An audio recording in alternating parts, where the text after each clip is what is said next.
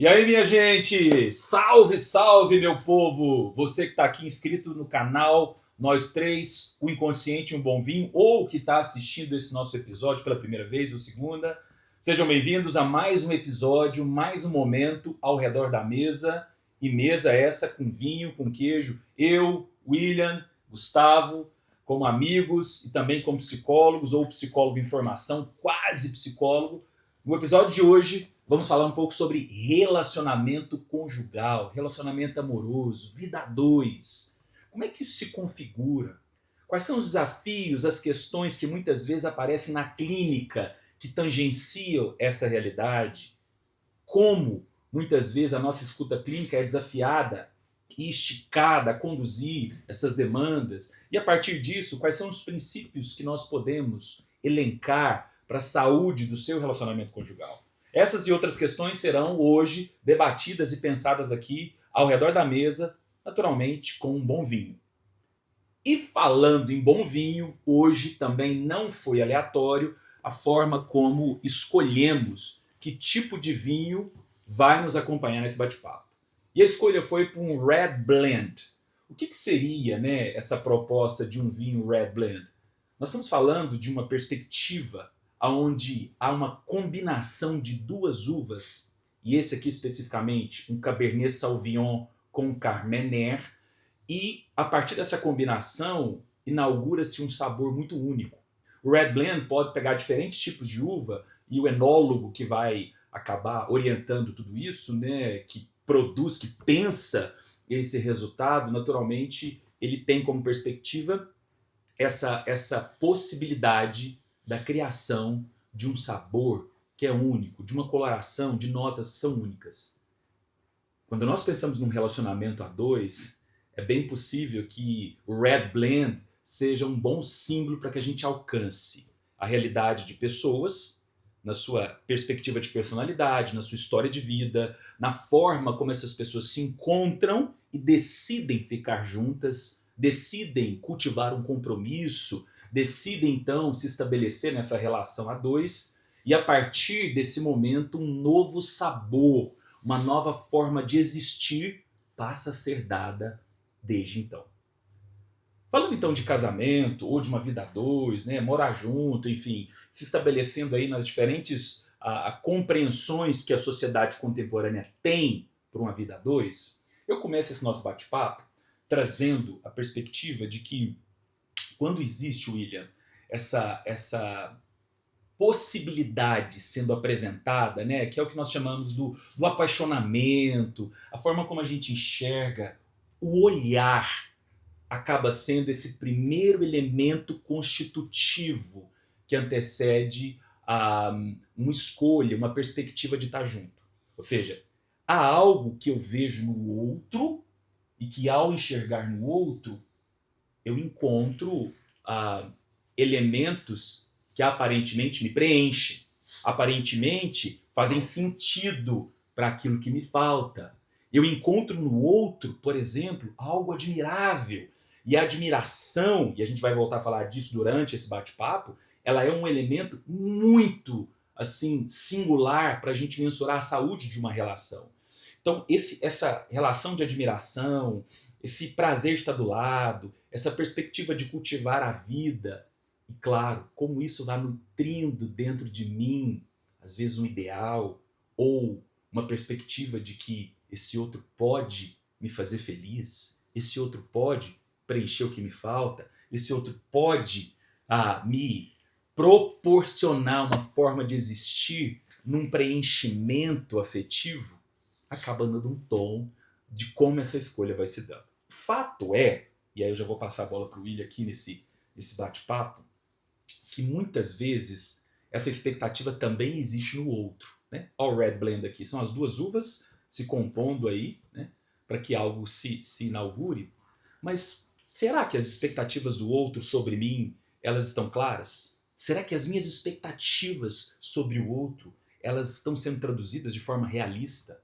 Que lugar é esse que eu vou convocar o outro para ocupar dentro de mim, principalmente naquilo que me falta? E que muitas vezes esse outro não consegue atingir aquilo que eu espero. Quando isso se dá, qual é a realidade que muitas vezes os casais ou parte dessa relação vai se estabelecendo no caminho? E aí, William, vamos começar desse ponto. Vamos lá. Você falando, eu fiquei pensando aqui agora, né, dessa questão da paixão, né, de quando duas pessoas se encontram. E eu fico pensando que o outro, e nem nós mesmos, a gente mostra quem realmente nós somos a partir do momento desse apaixonamento, dessa paixão, nesse encontro, né? Porque até então você está vendo o melhor do outro, o que o outro está mostrando ser, o que eu estou mostrando ser para essa pessoa. Então até então ela me completa, ou ela está me completando, fazendo com que eu fique completo, né? Então eu fiquei pensando nisso, né? Que num relacionamento a gente vê muito isso, né? Ah, casou, mudou. Será que mudou? Ou sempre foi assim, Ou né? sempre foi assim, né? Ou o outro ele estava me mostrando algo que realmente não é, porque isso é natural. Nós nos apresentamos em qualquer lugar, nós nos apresentamos as nossas falhas, nossos erros, nossas dificuldades, né? Nas redes sociais, por exemplo, é tudo muito bonito, tudo muito lindo, as pessoas, nossa, essa pessoa. Então eu fiquei pensando nisso, né? Para esse início a gente traga essa reflexão, né? Deixa eu só fazer uma costura aqui que achei interessantíssimo, né? Eu me lembrei de um curso que eu fiz certa vez, uma das minhas formações em terapia de casal, e eu me lembro exatamente dessa expressão, quer dizer, a parte que é revelada quando eu encontro alguém. Na verdade, eu ouso dizer, lembrando um pouco desse curso, né, que eu aprendi, não é nem que não seja quem eu sou, mas é apenas uma parte de quem eu sou. Né? E nós vamos, exatamente para que esse outro não se espante, ou não possa nos deixar logo de cara, né? Nós temos a tendência, Gustavo, de pegar outras partes de quem nós somos, principalmente partes que envolvem fragilidades, partes que não são tão belas, partes que traduzem aí algumas questões até primitivas da nossa própria carência afetiva. Essas muitas vezes nós conseguimos dar uma camuflada. Só que eu fico pensando que numa vida a dois, num casamento, vamos morar junto, quando você tá ali, né, partilhando a vida e se comprometendo nessa partilha, já fica difícil esconder essas partes, né? Sem sombra de dúvidas. E pensando sobre a fala do William, né, o que eu costumo falar muito no consultório é que relacionamento é uma aposta. Você está apostando na outra pessoa, a pessoa também aposta em você. Exatamente porque nós vivemos etapas, né? Antes foi um namoro, para que depois se consolidasse um casamento, ainda que não seja um casamento burocrático, de papel assinado, mas duas pessoas que fazem um contrato entre elas e vão morar juntas e desenvolver um novo projeto a partir dali. Então, eu imediatamente, enquanto o William falava, eu me recordava disso, né? Que são fases. A gente, talvez não por um princípio de falsidade ou receio de que o outro nos conheça na integridade, mas muito mais essa ideia de que, como é uma fase, o namoro ele diz respeito a uma fase, o casamento diz respeito a uma outra fase, a gente ali está se conhecendo, o casal está se conhecendo. E quando esse projeto ele se inicia de verdade, as duas pessoas se mostrando nas qualidades e nos defeitos, no dia a dia. É o dia a dia que prova, né, e que vai dar o tom de como vai ser esse relacionamento, os desafios que esse relacionamento vai enfrentar, quem é aquele outro, então, pensando sobre essa ideia de aposta, quem é aquele outro que eu apostei tanto, que me tirou da minha casa, a mulher, eu fico pensando sobre essa ideia da mulher, né, que tinha ali uma estrutura, e quantas são as falas, né, que a gente ouve muitas vezes as pessoas dizerem, tá, mas eu não aceito nada menos do que o meu pai me dava de estrutura, e agora estou aqui com essa pessoa que não tem tanta ambição, que não quer correr atrás, que não pensa sobre a ideia de ser, de repente, um provedor. Enfim, são nuances que, pelo menos sob a minha perspectiva, sob a forma como eu analiso o relacionamento hoje, ainda que não tenha um trabalho muito vasto na clínica com casais, mas relacionamento aparece o tempo todo, ainda que você esteja desenvolvendo um trabalho individual com o seu paciente, isso passa em algum momento, é o que eu percebo. Essa ideia da aposta. É uma aposta. E essa aposta pode ser boa ou ruim. E eu fico pensando, né? Você, ao descrever a aposta, eu já vou passar a bola aqui pro William, porque isso aqui eu pensei nele na hora. Quando você traz, né, essa frase, né, esse roteiro que é tão comum, quer dizer, nada menos do que o meu pai me dava. Então, quando a gente vai para uma relação, naturalmente, nós não estamos sendo inaugurados naquele momento ali do que é uma vida a dois. Né? Independente do nosso contexto familiar, nós já temos um modelo, um protótipo, uma vivência. Né? Uma vivência paterna, uma vivência materna que nos compõe. Uma referência do numa casal, referência, pai e mãe. exatamente, um Sim. ideal que Sim. foi nutrido. Ou até o outro extremo, né? A gente pode pegar a ausência disso, que vai tentando agora encontrar no outro preenchimento que eu nunca tive dentro de casa. Sim. Vamos lá, William, pensando nessa psicanálise pós-freudiana, isso que tanto te interessa, que você tem pesquisado e tem apresentado aqui para nós, né? Que leitura que a gente pode fazer disso, desses referenciais que existem em nós antes da nossa escolha pelo outro? Então, eu acho que abre dois lados, né? Eu vou me entrar mais num lado, mas um lado também que é a questão da repetição, né? Você, igual o Gustavo falou, vocês falaram, né? Você tem um referencial de casal, como tem que ser. Então pode ter uma repetição, mas eu quero entrar num tema um pouco mais polêmico, que é um tema da dependência do outro. Porque a gente vê muito isso na clínica, a gente vê muito isso, né? Falando hoje nas redes sociais sobre a dependência do outro. E trazendo um pouco à luz da psicanálise, né? Donald Winnicott, por exemplo, vai trazer que quando a criança, ela tem as fases da dependência. No caso, a fase da dependência absoluta, que é o bebê, né? Ali de 0 a 4 meses. E quando esse bebê está na dependência absoluta, ele precisa de alguém que sustente ele fisicamente e também emocionalmente. A gente pode aí falar de John Bowlby também, sobre a teoria do apego. Então, o bebê ele precisa de uma previsibilidade. E onde eu quero chegar com isso? Bebês, crianças que não tiveram um afeto, um apego, né? Não tiveram uma previsibilidade, um cuidado, vão crescer adolescentes, jovens e adultos, e até casados, namorados, vão crescer com a questão de rejeição. Ninguém me olha, eu não sou talvez tudo aquilo, né? E vão depender do outro. O que é depender? Precisar do outro para sobreviver.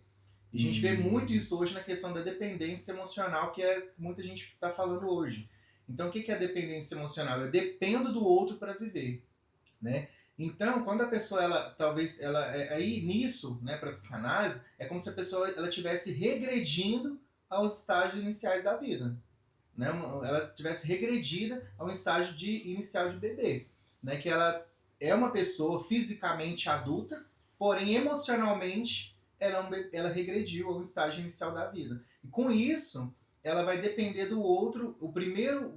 A gente fala muito sobre a questão de mulher, mas o homem também tem disso. Talvez o homem tenha no casamento, e ele depende muito dos pais ainda, depende muito da mãe. Mas um exemplo da mulher também, ela tá ali num casamento, talvez o primeiro cara que sorri para ela, que furou um pneu, o cara ajudou ela a trocar um pneu na rua, ela acha que é o homem da vida dela, porque foi o cara que olhou para ela. Porque tem essa carência, a pessoa ela acha que ninguém vai olhar para ela.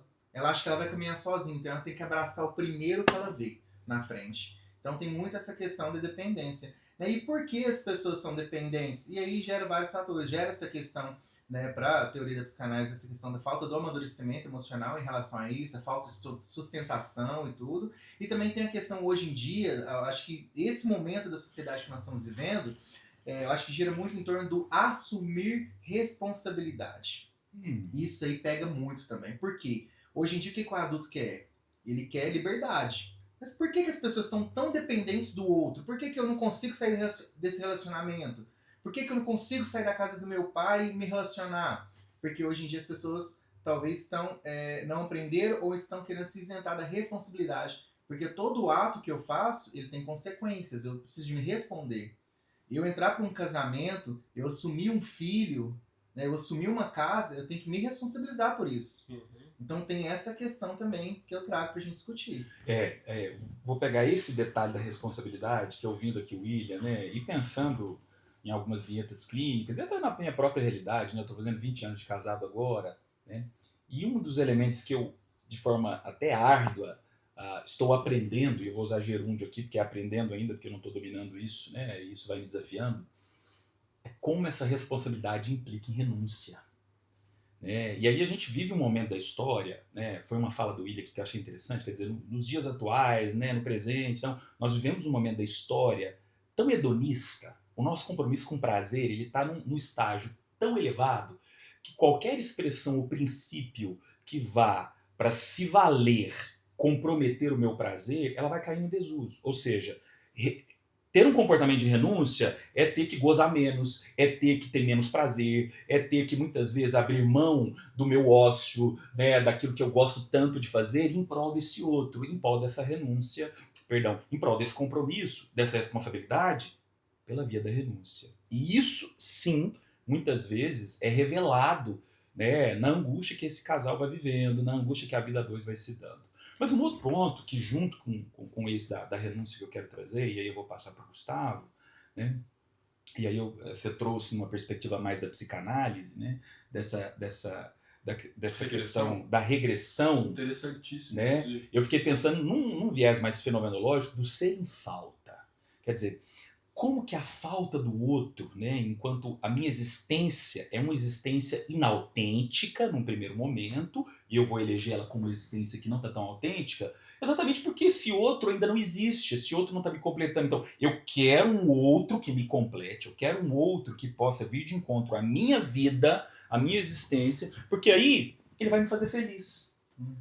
Que frase é essa? Que ela é minimamente curiosa, para não dizer outra coisa. Quer dizer, que lugar é esse que eu vou lançar o outro, ou que eu vou convocar o outro, que é para me fazer feliz? Que responsabilidade, né? Que responsabilidade é essa que esse outro vai ter de me fazer feliz? De entender a minha falta, o tamanho dela, como preenchê-la. Né? Porque muitas vezes, numa vida a dois, você tem um desencontro constante. Porque não é só eu que quero que você me faça feliz. Você também quer que eu te faça feliz. E aí, como é que isso se dá no campo da linguagem, da comunicação? Quer dizer, nós vamos nos desencontrando a partir das nossas faltas. Né? Nós não sabemos lidar com elas. Né? Muitas vezes não estamos num contexto de terapia, onde a gente começa a implicar naquilo que nos custa, né? E nos responsabilizar por ela. Quer dizer, ao invés de eu me responsabilizar pela minha falta, eu vou convocando o outro para que ele se torne responsável por aquilo que me falta. Né? E aí, Gustavo, a gente casa para o outro fazer a gente feliz? Como é que é isso? Vamos lá. Eu acho essa coisa da responsabilidade algo muito complexo. Né? Se a gente para pensar que é um compromisso a dois sendo criado ali. É como você coloca, se existe de um lado alguém que pretende que aquele outro faça feliz, essa equação ela serve para os dois. Né?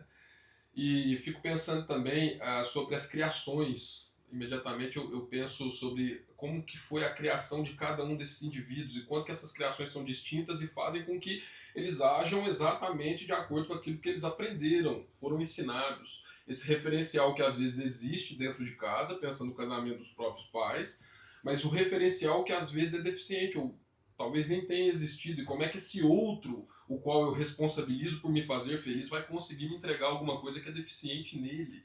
Uhum. Né? Então, é uma responsabilidade, às vezes, não sei se dá para colocar dessa forma, mas um tanto quanto egoísta, e a gente pode conectar, sem sombra de dúvidas, com aquilo que o Saulo dizia. Vivemos em uma sociedade em que a busca pela felicidade a todo custo, e inclusive pensando sobre ausência de sofrimento, é a máxima da vez. E o quanto que as pessoas não estão percebendo um processo doentio, um processo de adoecimento. Se eu busco a felicidade a todo custo, muito provavelmente eu não me dou conta de que o que eu trago para a minha vida é tristeza, é frustração, angústia e uma série de outras coisas, principalmente se eu, ao invés de concentrar na minha própria vida, no meu relacionamento, na minha família, eu olho para fora. É interessante, né? Porque essa busca da felicidade a todo custo, né? Ela é um tiro no pé, porque ela é uma ilusão. Ela é uma ilusão, né? Porque o que eu estou chamando de felicidade, né? E como eu envolvo o outro nesse conceito de felicidade, porque assim, se eu busco a felicidade a todo custo, uma vida a dois, naturalmente, esse outro vai tendo o papel, ele vai sendo convocado a me fazer feliz, ou pelo menos a me ler, a me entender, quer dizer. E aí isso vai ficando claro no dia a dia, né? Quando a gente vai ouvindo as demandas, quer dizer, o outro não me entende. A outra não me entende, ele não consegue fazer aquilo que eu já expliquei, quer dizer, você tem todo um roteiro, e que muitas vezes, e eu desafio você que está nos ouvindo aqui, como que nesse roteiro a gente se isenta? A gente se isenta do nosso lugar de renúncia, a gente se isenta de fazer o outro feliz. Quer dizer, a pergunta vai podendo ser ressignificada, né? Ao invés de eu pensar, né, como é que o outro vai me fazer feliz, o quão comprometido eu estou em fazer feliz o outro. E como é que eu posso descobrir que na medida em que eu me comprometo em fazer o outro feliz, eu também vou ser feliz? Né? Mas para além disso, eu me lembrei do Contar de Caligares. Isso para a gente já migrar aqui para psicanálise de novo. Né? Contardo Caligares, um psicanalista maravilhoso, assim, tem algumas publicações, foi colunista do Folha há muito tempo, tem alguns livros publicados, né? Morreu há alguns anos atrás. Ele vai dizer o seguinte: não quero ser feliz. Ponto. Eu quero é ter uma vida interessante. Quer dizer, como ou quão disponível nós estamos para contemplar na relação algumas coisas que são interessantes. Nós estamos aqui bebendo um Red Blend, né? O quão disponível eu estou para poder contemplar esse sabor, que é diferente dos outros vinhos que nós tomamos, né? O quão disponível eu estou para ver o outro, não somente naquilo que ele pode me dar, e não somente na minha necessidade de ser preenchido. Mas a vida interessante, meus caros, é como nessa relação com o outro a gente pode produzir alguma coisa. O que é produzido a partir dessa relação, né? Deixa eu pegar um exemplo. Eu vou pegar aqui um pouco na minha casa, né? Eu sou casado com uma atriz e a minha esposa é da área do circo e do teatro, né? E eu sou da área da psicologia, enfim. Então, essas são as nossas expressões vocacionais, né? O quão disponível a gente está para validar um ao outro, para experimentar a vocação do outro, né? Para promover o outro na sua vocação e ver o outro se realizando naquela vocação e ver essa realização me contemplando aqui dentro de casa, com os filhos, né? Ver essa alegria do outro me envolvendo. Quer dizer, tem tanta coisa interessante na vida a dois, né? Existem tantos elementos que podem ser contemplados, mas que muitas vezes são ofuscados porque eu estou muito comprometido e obcecado em ser feliz. Que o outro me faça feliz, que o outro me preencha, que o outro entenda o que está faltando comigo, que o outro entenda aquilo que eu preciso. Eu preciso disso. Ressignifica talvez o seu conceito de necessidade relacional. É um bom desafio para a sua terapia, hein? Por que você precisa disso? O que é que você precisa? E precisa mesmo? E por que você acha que você precisa disso que o outro deve te dar? Enfim. Vamos lá, William. Fico pensando na importância da terapia, né? A importância de você se conhecer realmente. Conhecer... porque os nossos lados bons, todo mundo reconhece, né? O lado que a gente talvez não é tão bom, ou que falta pra gente, ou o lado que demanda um pouco, que me custa, é onde as pessoas questionam. Quando a gente traz para a área do relacionamento, eu fico pensando no que vocês estão falando, como bons mineiros, né, que nós somos também, né, Gustavo? Mineiro? Mineiro. Imagina um queijo. Você tirou uma fatia desse queijo e aí você projeta no outro que ele é a parte que está te faltando. Só que todo o resto do outro, né? E todo o resto, né? Então eu fico pensando nessa questão da gente esperar tanto do outro que ele me complete, né? E no caso, quando a gente conhece as nossas faltas, conhece as nossas dificuldades, a gente não projeta, não espera tanto do outro, né? Que ele me satisfaça nessa área que eu tenho falta. Mas eu vou atrás, né, de me elaborar, né, as minhas faltas, para que eu consiga lidar com isso. Acho que aí parte de uma questão de um relacionamento mais maduro. Nessa aula. Você tem uma experiência na clínica, nessa questão de casais? Sim. Faz sentido? Total, né? Eu fiquei ouvindo o William aqui pensando um pouco do meu ofício agora, né? Acho que eu quero trazer isso um pouco para a gente pensar juntos, né? Eu atendo pacientes, inclusive aqui, a gente está exatamente dentro da clínica, né? E esses pacientes, eles sentam aqui nesse sofá. E numa perspectiva de terapia de casal, nós partimos do princípio de que o paciente do terapeuta de casal não é o A ou o B, não são as pessoas em si, né? As duas pessoas que ocupam aquela relação. Mas o paciente de um terapeuta de casal é a própria relação. É a relação que está em sofrimento, é a relação que está produzindo sintoma, é a relação que está embebida de angústia, é a relação que está ausente de saúde. A relação está doente. Então, o terapeuta de casal, ele está comprometido em pensar formas de promover a saúde, de desenvolver um tratamento que contemple essa relação. É como se a relação fosse uma entidade mesmo, uma persona, né? Há uma personificação no campo do setting psicoterápico da relação como uma expressão que precisa de cuidado, que precisa de ajuda. É por isso que numa terapia de casal, nossos caros espectadores, nós temos a prerrogativa de que ambos vêm para o setting psicoterápico. É bem raro, isso, né, vai variar de metodologia para metodologia, que haja atendimentos individuais por parte do terapeuta de casal com aqueles que compõem a relação, né? Por quê? A grande questão de um terapeuta de casal não é a psicoterapia individual. É a psicoterapia partindo da premissa que a relação está em sofrimento. E aí é o ponto, né? Na medida que a gente vai conduzindo uma sessão, né? O Gustavo está preparando para isso também, né? Tá aí disponível para viver isso na clínica e tudo mais, né? O William está fazendo a formação dele, que também tangencia isso, né? Mas à medida que nós nos ocupamos de uma escuta clínica, partindo do princípio que a relação é o paciente, a relação está adoecida, está produzindo sintomas e tudo mais, essa escuta vai sendo desafiada todo o tempo a pensar o quão disponível aquelas pessoas que ocupam essa relação estão para poder promover saúde. Ou seja, parece redundante, mas não é. O quão disponível aquele homem, aquela mulher estão, por exemplo, abertos para descobrir o que é a renúncia. O quão disponível aquelas pessoas estão, por exemplo, para entender algo para além da minha própria necessidade, para além daquilo que me falta. O quão disponível eu estou para ressignificar a ideia de ser feliz, inclusive. E o quão aberto eu estou para poder contemplar com o outro uma novidade de vida, uma nova perspectiva relacional, né? Como o Gustavo trouxe, quando a gente vai estudando um pouco sobre a formação de um casal, a gente tem etapas, né? Então você tem a etapa do namoro, né? Você tem a etapa do noivado. Vamos pegar uma linearidade aqui, né? Namoro, noivado, o casamento, o início do casamento. Aí a gente tem a chegada dos filhos, entendendo que cada etapa traz consigo uma série de nuances próprias de uma relação. Namoro, noivado, o início do casamento, a chegada dos filhos, os filhos saindo de casa e o casal reaprendendo o que é uma vida a dois sem os filhos. Eu vou ter que reaprender o que é ser um casal. Se reencontrando. Exatamente. E que pode ser um grande desencontro. Porque a gente vai ver um índice significativo de divórcio quando os filhos começam a sair de casa, porque, curiosamente, os filhos também vão ser colocados um pouco nessa falta que nós temos. Então, pelos filhos a gente fica junto, quer dizer, isso pode sustentar até um certo tempo, porque quando os meninos saem de casa, essa falta volta a ficar evidente e nos custa, né? E aí, Gustavão, como é que você me ouve aí?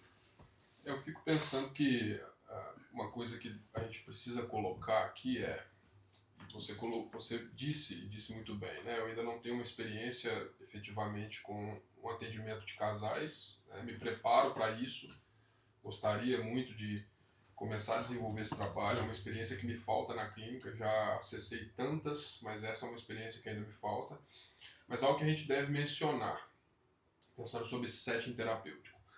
Esse tema que nós trazemos hoje para esse episódio, ele é tão importante porque relacionamento ele vai perpassar, ele perpassa, ainda que não seja um atendimento prestado para casais, ele perpassa a realidade dos pacientes que nos procuram. Então, imediatamente eu penso que quantos são os pacientes que eu tenho hoje na clínica e que, ainda que num primeiro momento levem outras demandas mais significativas, de uma ordem mais aguda e que precisam ser solucionadas, em algum momento esse paciente toca sobre esse assunto envolvendo relacionamento.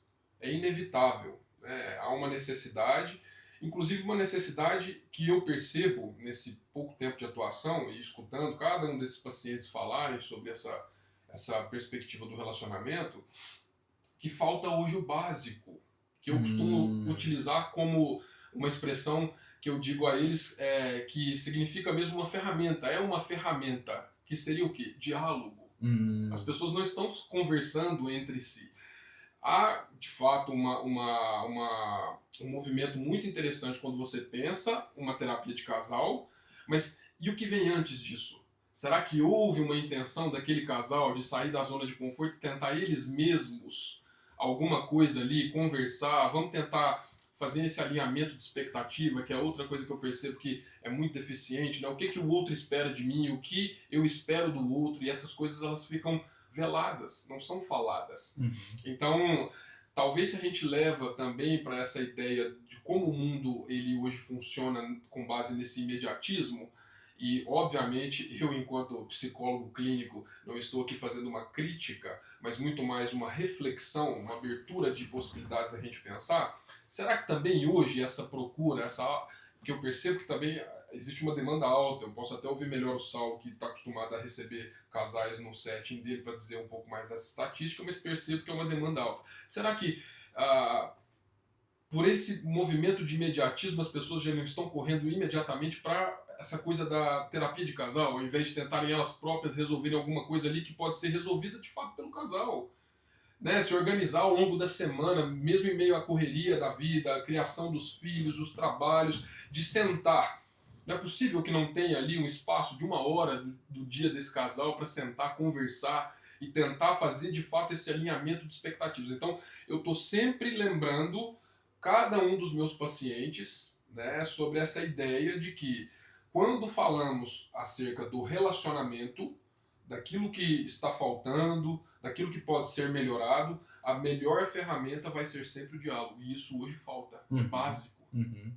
A impressão que eu tenho, Gustavo, é que esse diálogo talvez está tão em falta, porque eu mesmo não consigo falar comigo, né? Assim, se a gente pensar, né, o nosso diálogo interno, né? Eu não consigo entender o que está acontecendo comigo, né? E eu já vou projetando o outro, né? E aí eu vou colocando o outro, muitas vezes, até como um bode expiatório daquilo que é uma crise minha. Né? Então, a ausência de diálogo também revela, muitas vezes, a crise que eu tenho comigo mesmo. Sim. É natural que a gente projete no outro que ele é o problema. Quer dizer, se o casamento tá ruim é porque você não está dando conta daquilo que a gente convencionou, daquilo que a gente acordou. Quer dizer, o casamento tá ruim, muitas vezes, porque você não tem falado. Pergunta que eu me lanço também, e lanço para os meus pacientes, né, ali no processo, né? E você consigo mesmo, né? Quer dizer, você consegue entender o que está te faltando? Nessa relação, você consegue se ouvir? Qual é o diálogo que você estabelece com as suas próprias questões antes de lançar no outro? E aí, William? Quando vocês falam, eu fico pensando que, trazendo um olhar para o meu casamento, né? Eu vou fazer 14 anos em setembro de casados, né? E eu fico pensando que antes dos filhos, né? A gente tem uma rotina, né? Tem uma rotina. E depois dos filhos, parece não, a gente trabalha em função de dar o melhor para os nossos filhos, né? A gente tem que dar conta de escola, de casa e por aí vai. E eu fico percebendo que, para além do que o Saulo falou, né? Que aprofundou mais de olhar para si mesmo, né? E o que o Gustavo comentou da questão de trazer direto para a relação, aqui para o set, eu vejo que a gente perdeu o tempo de casal. Sabe aquele tempo que você namorava, que você falava, não, toda sexta-feira é o nosso dia, nós vamos sair, a quinta-feira. Não sei, a gente tinha um tempo de casar, né, de casal, para sair, conversar. Hoje em dia, com as demandas de filhos e trabalho, essa loucura que tá, a gente perdeu isso, essa cultura de estar junto, de sair a dois, quando sai é com muita gente. Se esquece, inclusive, de cuidar da base, né? Porque eu te ouço falar, esses casais não estão se dando conta de que para que todo o resto funcione, essa base precisa ser cuidada. Eu tô preocupado com os meus filhos, eu tô preocupado com a casa, com a saúde da casa, com o trabalho, mas é a relação que deu origem e início a tudo isso. Como é que tá? E aí o que acontece, que eu vejo hoje muito é isso, né? Por exemplo, não sai junto, mas sai em grupos e tudo. E aí você vai achando que tá tudo muito bom, né? Mas quando você volta para dentro de casa, aí as coisas mudam, né? A situação muda. Então acho que a gente perdeu esse lugar, né, do namoro, mesmo casado, não só no dia dos namorados, né, que a esposa exige aí, né, Nessa, o presente de namorado, 14 anos casado, tudo bem, mas a gente perdeu esse lugar, né, a gente perdeu esse lugar de tirar um tempo pro casal, não, esse momento é nosso, vamos conversar, vamos sair, bater um papo, né, então eu fico pensando nisso, que a gente perdeu, no meio toda essa correria, todo esse barulho, a gente perdeu um tempo, como o Saulo disse, de olhar para nós mesmos, de ter um tempo de terapia, um tempo de cuidados. Isso eu tenho falado muito com os pacientes que eu atendo aqui no estágio, aqui na clínica. Normalmente você vê a pessoa ela correndo tanto, a pessoa ela não cuida nem de si mesma. Então como que ela vai cuidar do outro se ela não cuida nem dela? Sim. Aí ela passa, o que o Saulo falou, ela passa a não olhar mais para ela joga tudo pro outro, as questões dela, né? Pensando então nesse resumo agora, né, condensando aquilo que foi pensado aqui, discutido, né, falado, longe de nós esgotar o assunto, que esse é um assunto muito amplo, podemos inclusive repetir dose mais doses. Dá para abrir também, né? Ramos. Sim, exatamente, de outros episódios, mas eu quero fazer uma súmula aqui, até como orientação para você que está nos ouvindo aí, né, Quais são os elementos que você pode observar, enquanto até um termômetro, vamos pensar num termômetro que vai mensurar, que vai medir, né, o tamanho dessa febre, que vai medir, né, o quão comprometido aquele organismo está. Né? Eu vou eleger algumas questões aqui, até nesse intuito de poder resumir aquilo que a gente conversou aqui. Primeiro, né, não existe uma relação que vai se sustentar com saúde quando a admiração está comprometida. Quer dizer, como é que eu vou partilhar minha vida com o outro quando eu paro de admirar o outro? E eu não estou dizendo nem de paixão, gente, porque paixão ela acaba. Paixão tem início, meio e fim. Relação nenhuma se sustenta por paixão. Mas outros elementos vão se dar. E um dos elementos que vai, melhor dizendo, né, sustentar uma relação, ou pelo menos a saúde de um relacionamento a dois, né, é a forma de admirar o outro. Como essa admiração ela me envolve. Como é que eu cultivo essa admiração? Porque a admiração faz com que eu me comprometa, com que eu valide o outro, né? Ela me surpreende, ela gera prazer, ela gera gozo, porque eu tô ali vendo o outro, quem o outro é, do jeito que o outro é, e isso é admirável. Né? Então a admiração é um dos elementos. Segundo, o William trouxe aqui sobre o namorar, né? A intimidade. Não existe vida a dois sem uma intimidade cultivada. Vira acordo, vira contrato, vira qualquer outra coisa, mas não chama de casamento. Então, como é que está a intimidade? A partir do campo da sexualidade erótica, da cama, né, dos corpos, enfim. E aqui nós nem estamos trazendo uma perspectiva de que como tem que ser, do jeito que tem que ser. Eu não vou nem entrar nessa seara, porque essa é uma seara infértil, porque as realidades são distintas. Mas de que maneira essa intimidade é cultivada? Como ela está presente? Como ela é uma prioridade? Né? Que tipo de sintonia íntima aqueles corpos eles estão conectados? Quer dizer, quando há uma espécie de ruídos nessa intimidade, quando essa intimidade ela já está à deriva, ela já está num lugar de esquecimento, a gente tem um sintoma grave demais que compromete a saúde dessa relação. Admiração, intimidade. Gustavo já trouxe, eu quero reafirmar o lugar do diálogo, de uma comunicação. Se é a dois, naturalmente, esse canal da comunicação vai ser muito desafiado pelas nossas expectativas, muitas ilusões, aquilo que eu quero que o outro possa preencher, né? A famosa frase que eu quero reiterar, o outro venha me fazer feliz.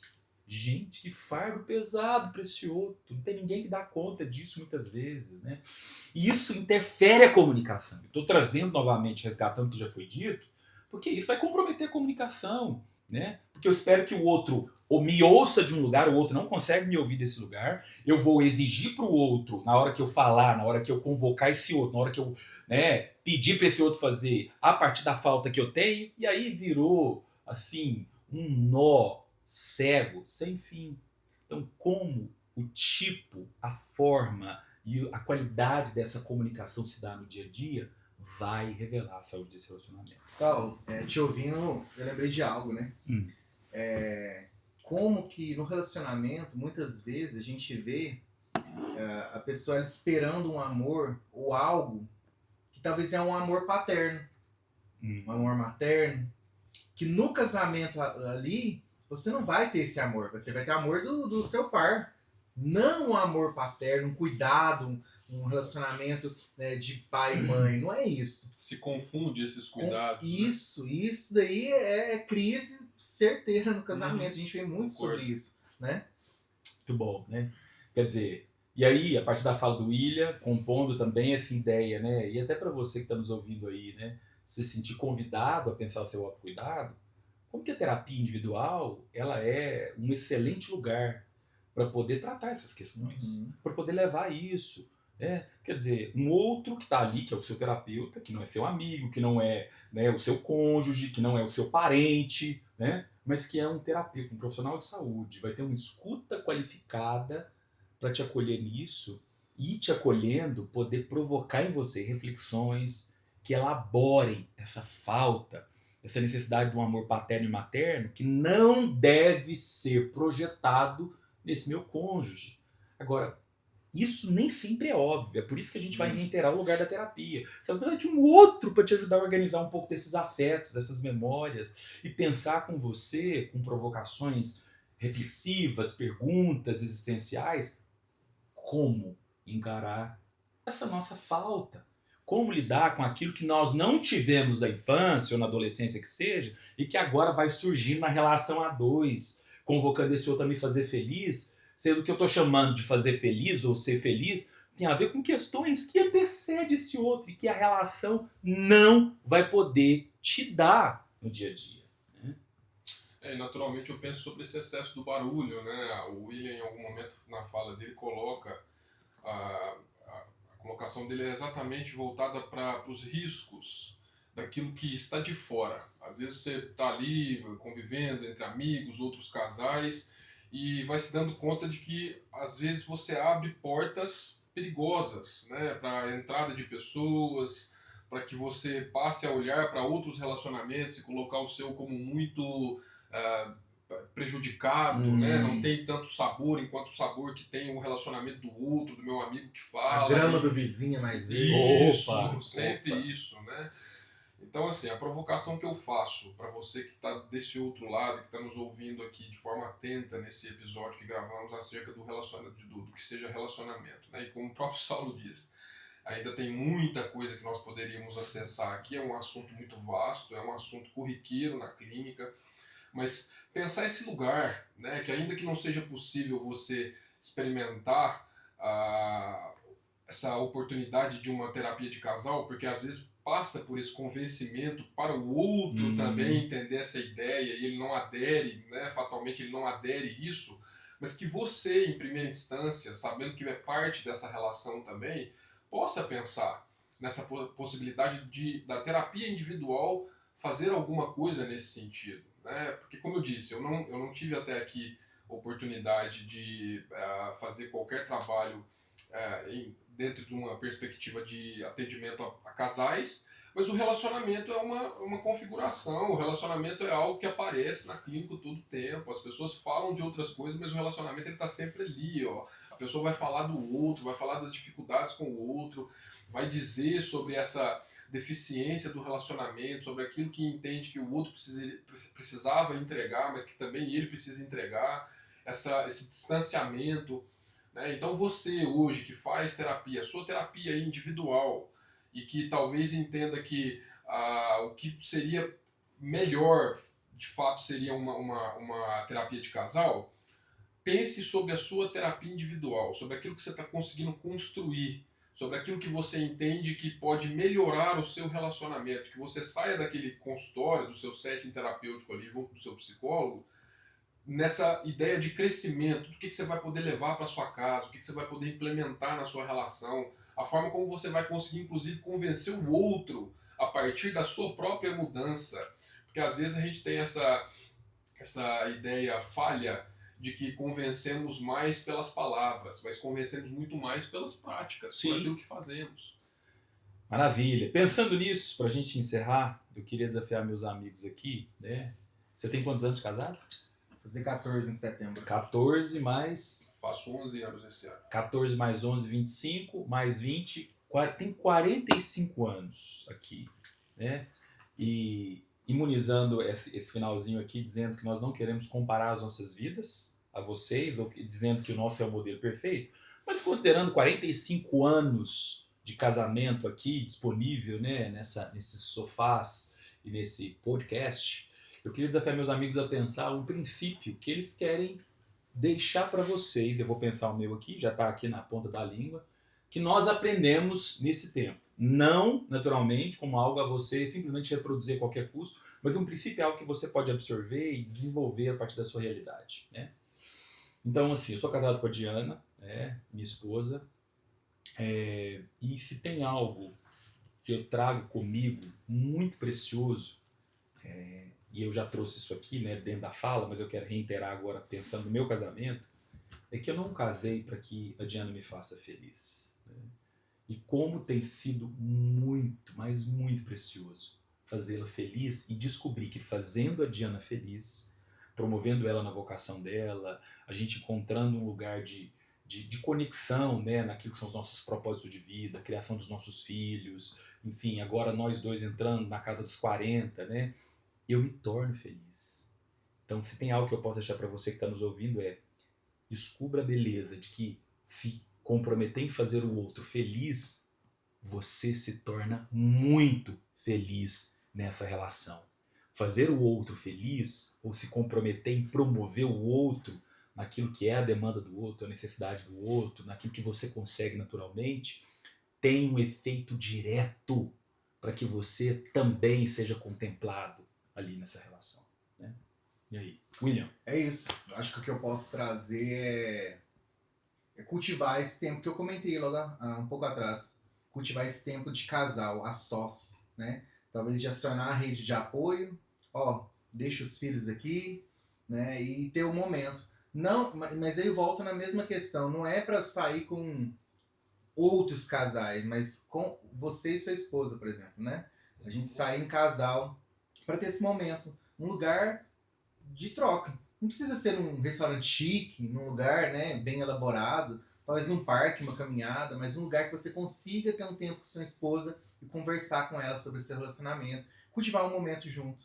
Eu acho que isso aí aproxima mais o casal, porque em tempos que nós estamos vivendo de muita correria, de dar conta de tudo, de imediatismo das coisas, né, a gente acaba se perdendo nesse caminho de estar junto. No simples. Acho que eu posso dizer isso, no simples. Porque tem vezes que a gente pensa que a gente tem que sair, a gente pensa que a gente tem que marcar o lugar. Preciso de ter dinheiro, preciso de fazer tal coisa, preciso de dar um presente. Não, é o simples. Igual uma criança. Ela precisa do simples, ela não precisa de nada exorbitante, ela precisa de um cuidado. E a qualidade do simples, atenção. né? Desculpa te atravessar, mas Sim. a qualidade desse simples Sim. é o mais importante do que o tamanho, né? Com certeza. Eu acho que é isso que eu posso deixar. Antes da minha fala direcionada aqui, como meus amigos fizeram, pensar também nesse lugar de que existe um princípio, e esse princípio ele fala sobre essa necessidade de nós, seres humanos, estarmos vinculados a um outro. Né? E isso aparece muito também na clínica em forma de angústia, de depressão, de adoecimento, pessoas que não conseguiram constituir as próprias famílias, que não se relacionaram com ninguém. E eu já tive casos extremamente atravessadores nesse sentido, de pessoas muito idosas, no final da vida, se dando conta dessa realidade, para mostrar de fato o quão importante esse tema que hoje nós escolhemos para falar nesse episódio aqui, também mais uma vez tão simbólico. A relação, ela perpassa por essa necessidade de encontrar um outro. Nós, aparentemente, se é que eu posso falar assim para tentar ser o menos prepotente possível, nós, a princípio, seres humanos, parece-me que fomos criados para isso, para nos relacionarmos com o outro. E o relacionamento, nesse sentido, ele se torna tão complexo e talvez um lugar de adoecimento quando não muito bem resolvido e administrado, exatamente porque é algo que nos preenche, que faz falta quando não existe. Mas agora, falando de forma mais direcionada, né? Pensando no meu casamento, pensando em tudo aquilo que eu consegui absorver e aprender ao lado da Daniela nesses 11 anos. Temos 11 anos de casado, mas temos 17 anos de história, né? Nos conhecemos na 8ª série, quando eu entrei na escola em que ela estudava, e apesar dela jurar que eu já amava ela muito, porque ela fica sempre me dizendo isso, você já me amava, você já gostava de mim, não queria reconhecer, de fato a gente começa a se envolver no fim da escola, né?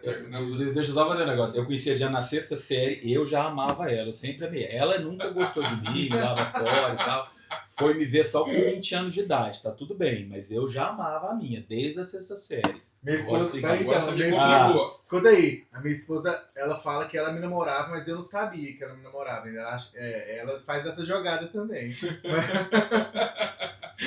Mas enfim, então terminamos a escola e aí, fatalmente, talvez conectando sobre essa necessidade do outro, a ausência daquele dia a dia cotidiano falou alto, né? Nós não nos víamos mais e de repente surgiu, pelo menos da minha parte, eu posso dizer, um carinho, um amor muito profundo por ela, um olhar diferente para aquela pessoa que se destacava tanto quando eu comparava com tantas outras mulheres daquele tempo, e eu percebo que hoje ainda é um pouco mais difícil para aquele homem que está desbravando essa selva aí de fora. Mas enfim, dizer que o relacionamento até aqui me ensinou muitas coisas, né? Dentre elas esse conceito de delicadeza, que às vezes a gente deixa passar um pouco despercebido por conta desse perfil masculino demais. A gente tem que ser muito duro e estar preparado como que se para uma guerra diária, e a gente vai deixando de lado coisas básicas como a delicadeza, o tratar a mulher, que é esse ser delicado. E eu percebo que eu melhorei muito nesse sentido, até por essa construção que eu fiz junto com a Daniela, de uma cobrança mesmo, dela me dizer enquanto essa parceira, porque eu falava sobre isso durante o nosso episódio aqui, sobre a necessidade de usar essa ferramenta chamada diálogo, né? Eu preciso saber através do outro o que eu não estou conseguindo fazer que preencheria ele, que faz falta para ele.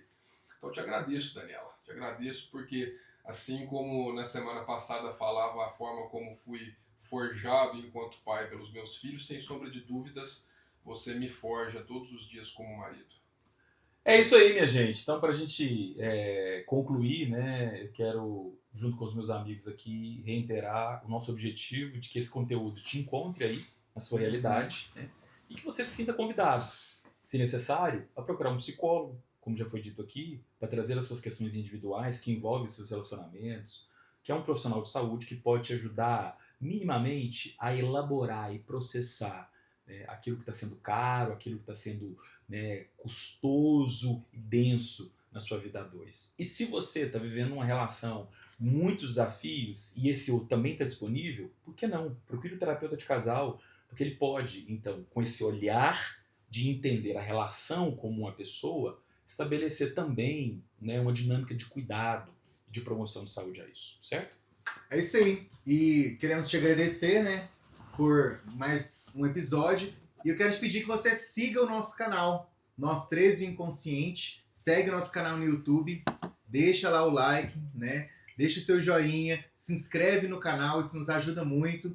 Nós estamos também no Spotify, dá para você ouvir o áudio quando você estiver no carro, indo trabalhar. E eu quero pedir que você compartilhe esse conteúdo. É um conteúdo, não é um conteúdo teórico, não é uma aula, uma sala de aula. É um conteúdo onde a gente discute de forma leve, né, as questões nossas do dia a dia. E eu quero te convidar também a você deixar aí no Instagram, no nosso Instagram, ou no YouTube, ou no Spotify, deixar uma sugestão de um próximo tema. Não é não, Saulo? Sim, sim.